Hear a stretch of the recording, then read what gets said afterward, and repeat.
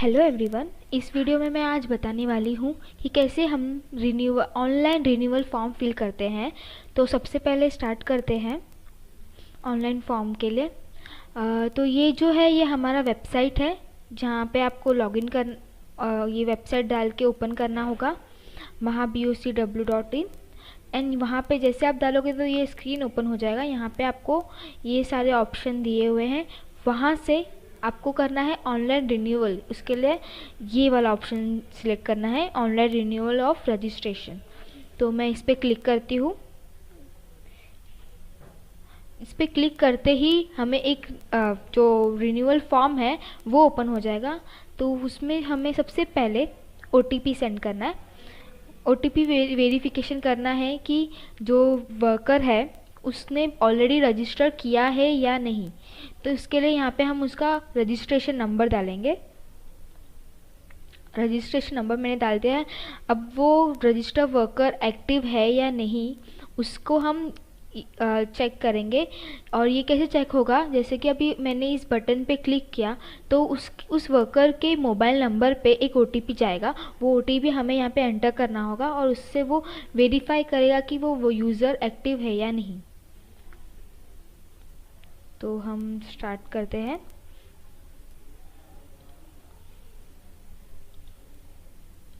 मैंने इस बटन पे क्लिक किया तो क्लिक करते ही डायरेक्ट मुझे OTP के लिए ये ऑप्शन पूछ लिया है। अब यहाँ पे मुझे OTP डालना होगा जो कि रजिस्टर वर्कर के मोबाइल नंबर पे आ गया होगा। तो मैं यहाँ पे OTP डालती हूँ। ये OTP रजिस्टर वर्कर के मोबाइल नंबर पे आया होगा। तो अब मैं इसे वैलिड है या नहीं वो चेक करते हैं। अगर वैलिड है तो जो हमारा रिन्यूअल फॉर्म है वो ओपन हो जाएगा। तो ये हमारा रिन्यूअल फॉर्म,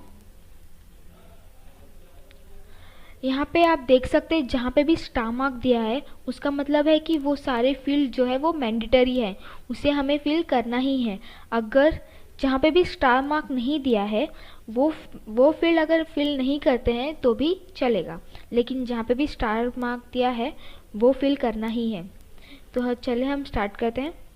तो यहाँ सबसे पहले रजिस्ट्रेशन नंबर दिया है जो फील्ड डिसेबल्ड है। ये जो रजिस्ट्रेशन नंबर जो ये यूज़र है उसका रजिस्ट्रेशन नंबर है। एंड यहाँ पे नेम ऑफ कॉन्ट्रैक्टर यानी कि जो भी वर्कर है वो किसके पास वर्क कर रहा है उसका नाम आएगा, उसकी डिटेल्स यहाँ पे हम फिल करेंगे। तो मैं फिल करती हूँ।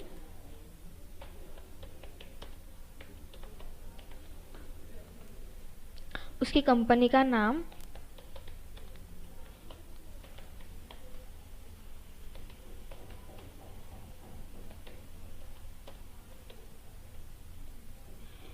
मोबाइल नंबर वर्कर का, वर्कर के जहाँ पे वर्क कर रहा है उस कॉन्ट्रैक्टर का नंबर आएगा जो हम यहाँ पे एंटर कर रहे हैं। उसके पास एक नोटिफिकेशन जाएगा कि इस वर्कर ने आपके नाम से रिन्यूअल, ये जो 90 डेज सर्टिफिकेट है वो आपने इशू करा है, वो उसने फिल किया है डिटेल्स आपका। तो ये जो है मैसेज वो उस कॉन्ट्रैक्टर के मोबाइल नंबर पे जाएगा। टाइप ऑफ वर्कर, जो वर्कर है वो इस कॉन्ट्रैक्टर के पास क्या काम करता है वो हम लिखेंगे, कहाँ पे काम करता है।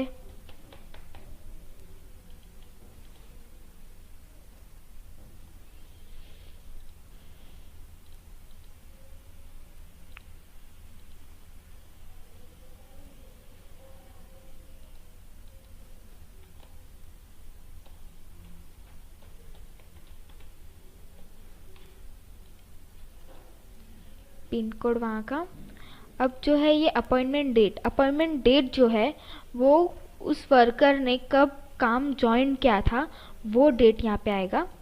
और तो अगर मैं डालती हूँ 2013 और डिस्पैच डेट यानी कि उसने कब लास्ट डेट वहाँ पे वर्क किया था, लास्ट डेट ऑफ वर्क।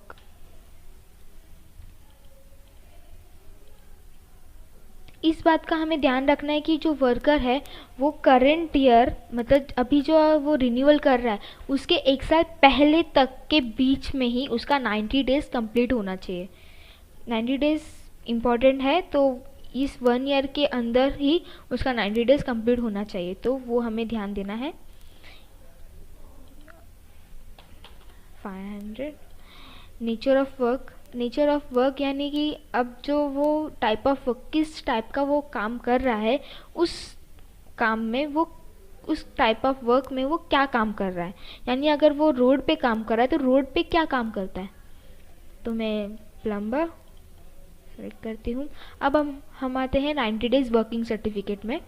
यहाँ पे सबसे पहले टाइप ऑफ इश्यूअर, यहाँ पे 4 ऑप्शन दिया गया है कि वो जो इश्यूअर है वो किस टाइप का है। तो कॉन्ट्रैक्टर है, तो कॉन्ट्रैक्टर में आप देख सकते हैं कि 2 फील्ड जो है वो एक्स्ट्रा ऐड हो गई है, रजिस्टर विद और रजिस्ट्रेशन नंबर। अगर वही आप ग्राम सेवक सिलेक्ट करते हैं तो आपको वो 2 फील्ड नहीं दिखेंगी। एंड उसी तरह कॉरपोरेशन यहाँ पे भी नहीं होगी, और अदर्स में भी नहीं है। अगर आपके पास ये तीनों ऑप्शन अवेलेबल नहीं है तो आप अदर्स भी सिलेक्ट कर सकते हैं।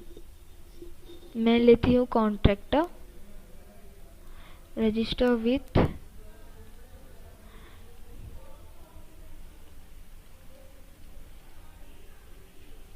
डिस्पैच नंबर, डिस्पैच डेट उसका सिलेक्ट करना है।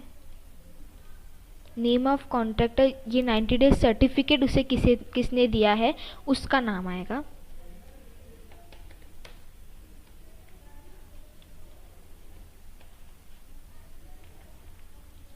कहाँ पे है, तालुका ऑफ एम्प्लॉयर। अब हम यहाँ पे आते हैं, ये जो डिटेल्स है वो कितने डेज उसने वर्क किया है उसका डिटेल्स है।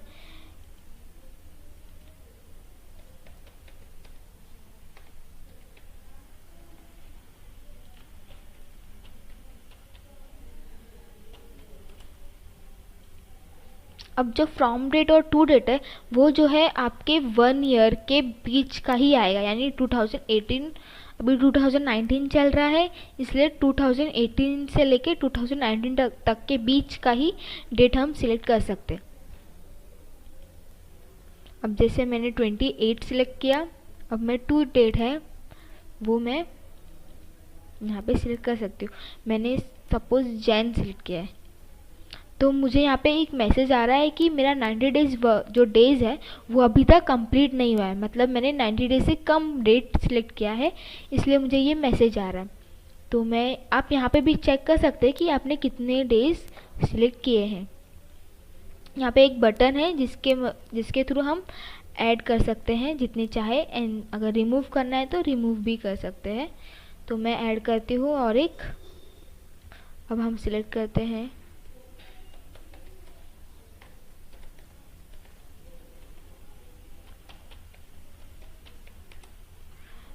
फ्रॉम डेट जो है वो। अब आप देख सकते हैं कि जो मैंने लास्ट डेट यहाँ पे जो सिलेक्ट किया था उसके बाद से ही आ रहा है, वो डेट से ही आ रहा है, यानी कि मैं उसके पहले का सिलेक्ट नहीं कर सकती।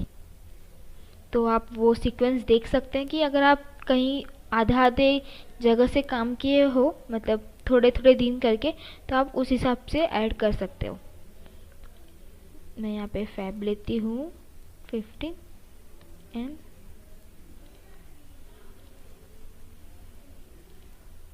तो मेरे यहाँ पे वर्किंग डेज आप देख सकते हैं, यहाँ पे 90 डेज से कम नहीं होना चाहिए, 90 डेज से ज़्यादा होगा तो चलेगा लेकिन उससे कम नहीं होना चाहिए, तो इस बात का आप ध्यान रखें। अब हम आते हैं ये डॉक्यूमेंट्स, जो भी डॉक्यूमेंट्स चाहिए होते हैं। तो सबसे पहले 90 डेज वर्किंग सर्टिफिकेट, ये यहाँ पे हमें अपलोड करना है। देन आते हैं येलो बुक, सेल्फ डिक्लेरेशन। आप देख सकते हैं यहाँ पे हमें मैसेज भी आ रहा है फाइल अपलोड सक्सेसफुली का। अगर आपका फाइल प्रॉपर है तो, मतलब 2 MB से कम होगा तो अपलोड हो जाएगा। डॉक्यूमेंट वेरीफाइड है या नहीं वो चेक करना है। देन ये जो है सेल्फ डिक्लेरेशन है वो आप यहाँ पे देख सकते हैं एरर मैसेजेस। अगर आपने फॉर्म विदाउट फिल किए सेव करते हैं तो आपको एक मैसेज आता है कि फॉर्म नॉट सेव्ड, यानी कि आपका फॉर्म जो है वो अभी भी पूरा नहीं हुआ है। अगर गलती से भी आपने कहीं पे कोई फील्ड मिस कर दिया हो, जैसे मैंने अभी यहाँ पे एक फील्ड ब्लैंक छोड़ती हूँ, तो मुझे यहाँ पे नीचे एरर मैसेज दे देगा और मुझे फॉर्म जो है वो सेव करने को नहीं देगा। तो इस बात का आप ध्यान रखें कि आप सारे फील्ड जो है जो भी मैंडेटरी है वो सारे फील्ड फिल करें। अगर नहीं भी करते तो आपको नीचे वो मैसेज तो दे ही देता है, तो फिक्र करने की कोई बात नहीं है यहाँ पे।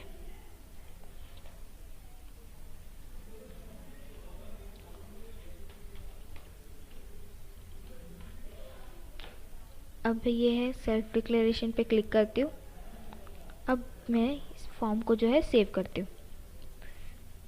सेव पे क्लिक, अगर सारे जो हमारे फील्ड सारे हैं सब अगर प्रॉपर रहेंगे तो यहाँ पे हमें एक मैसेज आएगा फॉर्म जो है वो सेव्ड हो चुका है, यानी कि हमारा रिन्यूअल फॉर्म जो है वो सक्सेसफुली सेव हो चुका है। अब हमें करना क्या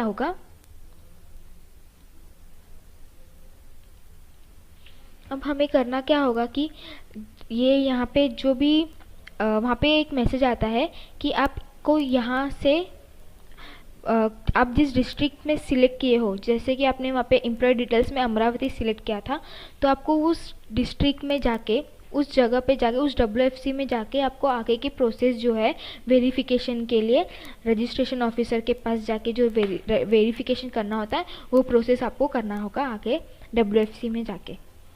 तो इस वीडियो में बस इतना ही। धन्यवाद।